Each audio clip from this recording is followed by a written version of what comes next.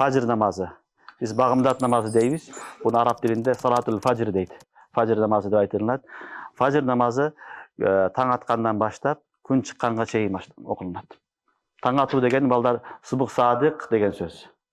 Субух екі түрлі болады. Субух садық, субух кәзиб. Жалған таң ату деген сөз ертеменен тулан асманда балдар ондай болып тұрып қыбла тараптан ұзын бір жарық нұр шығады. Тулан деп айтады, ондай шығады. Андан кейін болып жоғалып кетеді. Жоғалып қайра қараңғылық болады.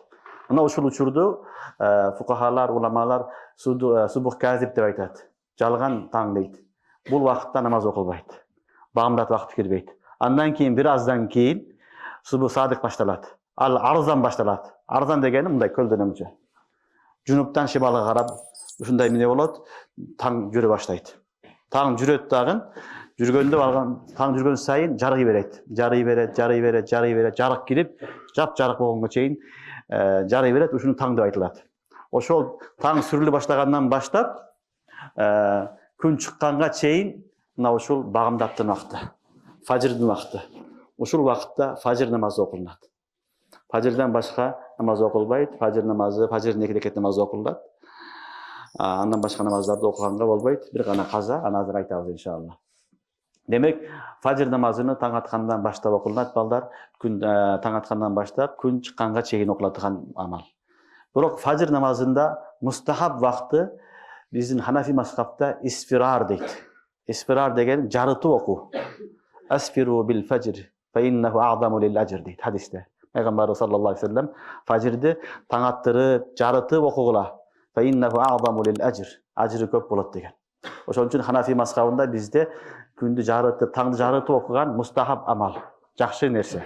Түшүнүңөрбү?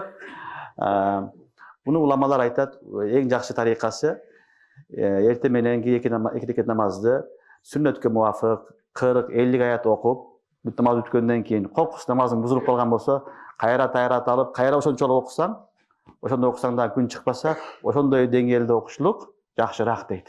Түшүнүңөрбү? Ушул убактыны уламалар мустахаб вакыты деген.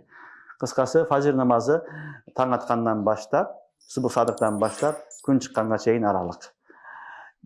Канчалык таң жарып кеткен сайын болса анда макрухта болот. Ошон үчүн тезирээк окуш керек, бирок исфирар менен окуган жакшы.